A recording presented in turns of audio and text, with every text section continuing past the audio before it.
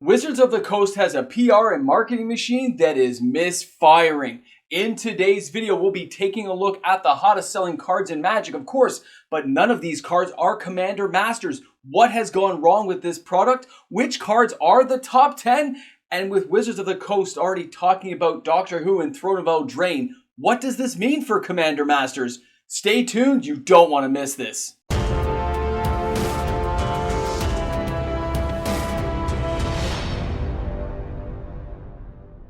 This is one of those perfect examples where everything was going just fine until it wasn't and it all just went horribly wrong. So welcome back everyone. MTG Moxman here. Thanks again for hanging out with me on my channel today, and something has gone wrong. Commander Masters has the name. It has some decent cards in it, and it just shows how wrong the pricing was for this product. And Wizards of the Coast isn't stopping. They're not stopping to try to salvage what's left of Commander Masters or the idea of the product. They're just moving on. We're already going down the yellow brick road and we're checking out Throne of Eldraine. We're checking out the Doctor Who. After that Barcelona thing on the weekend, you guys know this kind of went crazy, right? Friday had the Barcelona kind of sneak peek preview, and I'll cover some of that in Monday's video. But it's interesting to see how everything unrolled. Because when you have a product that has some decent cards, you got things like Doubling Season, you got some fun stuff going on, and then they show me Doubling Seasons already coming in Throne of Eldraine. So a reprint of a reprint that's a reprint. How do you think that plays on the players who are hoping to get some Commander Masters? It says that they shouldn't. Horrible. Now, another way you can tell if a product is selling well is looking at my top 10 videos. This isn't like somebody saying, oh, this is a popular card, look how well it's doing. No.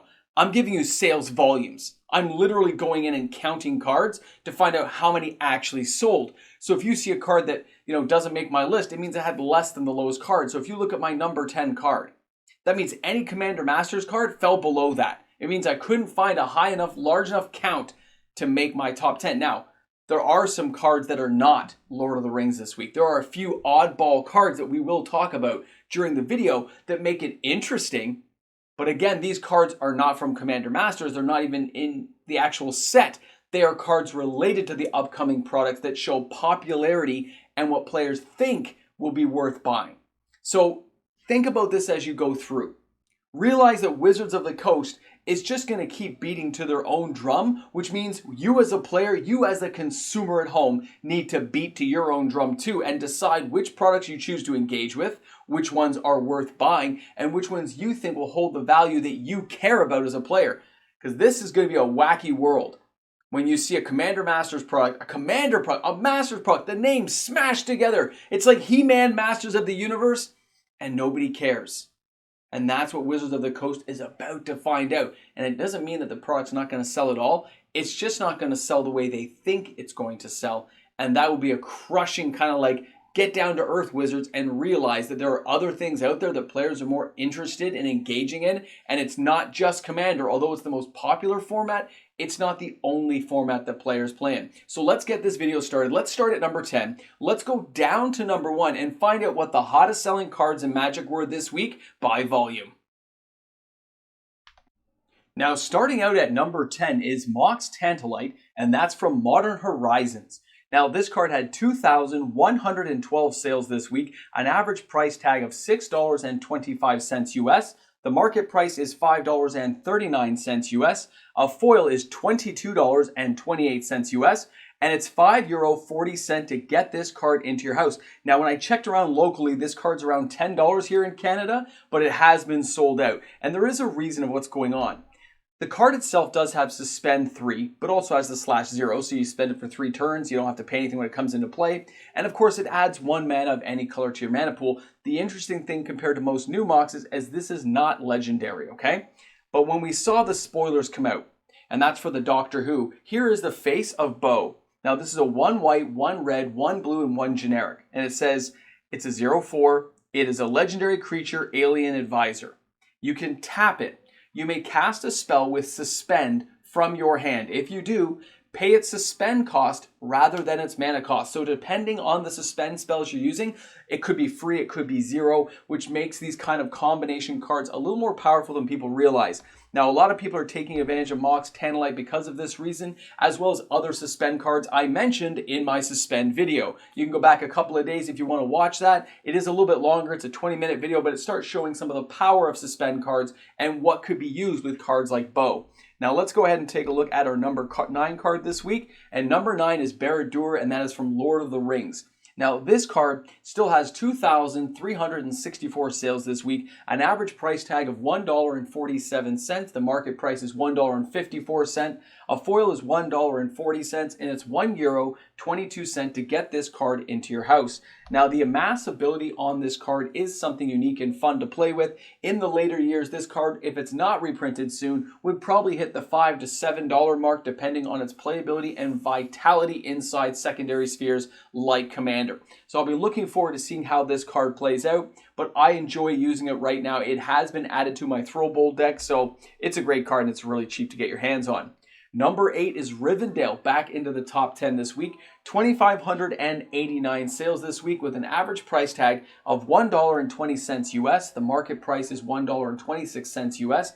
A foil, $1.50 US, and it's €1.41 to get this card to your house. It's around $2.50 here in Canada for various versions of it. It is a great card, and cards like this will do very well in some of the Doctor Who decks, so keep that stuff in mind, guys. Depending on where you're playing in Commander, some of these cards that can mana fix certain spells to certain orders for yourself can make it a lot more playable, and the fact you just have to have a legendary creature in play makes it very easy to utilize. Cards like that are kind of fun, especially when you mix it with Soldevi Excavations and Castle Vantress. Have all the mana fixing in there. Now, here we go into, I said mana fixing, I meant deck fixing, my apologies. Number 7 this week is the One Ring Borderless Edition with 2,743 sales this week. Now, this card has had massive sales, but they have slowly started to fall off now. Average price is $47.80. The market price is $41.90. It is $42.01 to get the foil, and €43.36 to get this card into your house. It's around $70 here in Canada, so keep that stuff in mind, guys. $70 in Canada. I think this card is going to fall a lot further over the intervening months as the money moves on, so just hang in there if you haven't bought this card yet. I expect it to keep falling down to around the $25 level, so just hang in and you'll be rewarded by waiting. Our number 6 card this week is Flumph, and that's for Adventures in Forgotten Realms with an average price tag of $1. The market price is $1.08. You have a foil for $1.45 or 51 euro to get this card into your house. Here in Canada, it's about $1 as well. Now, this card does have 3,200 sales this week because there is a combo that is being used with this card. I did not record this video, but I know it's out there, so you can just look it up. Just type in Flumph combo and you'll find it. It's 1 white, 1 generic, and it says this creature is a jellyfish with flying and defender. But whenever Flumph is dealt damage, you and target opponent each draw a card. So it probably has something to do with that. Very interesting to see a card from D&D hit this hard, this fast. Remember old Gnawbone used to be on the list? Crazy stuff, guys. Let's go ahead and take a look at number 5 this week, and that is going to be Mithril Coat with 3,988 sales this week, and it's because of its flash and indestructible ability that really makes this card shine. It has an average price of $7.67 US. The market price is $7.21 US. A foil is $8.42. €4.60 to get this card into your house. Here in Canada, you're looking at about $10, and that's not a bad price considering how much play it's starting to see. Now, number 4 this week is Elven Chorus, and it's at 4,200 sales. This card has an average price of $3.75 US. The market price is $3.62. The foil is $4, and it's €2.24 to get this card to your house. It's about $5 here in Canada. The Elvish Chorus is a good card. I got nothing bad to say about it. Being able to look at the top of your library anytime, and when you start looking at enduring enchantments decks and stuff that we're going to be seeing, cards like that are going to see some play. Let's go ahead and take a look at number 3 this week, and there it is. Battle for Zendikar, Conduit of Ruin, 5,906 sales.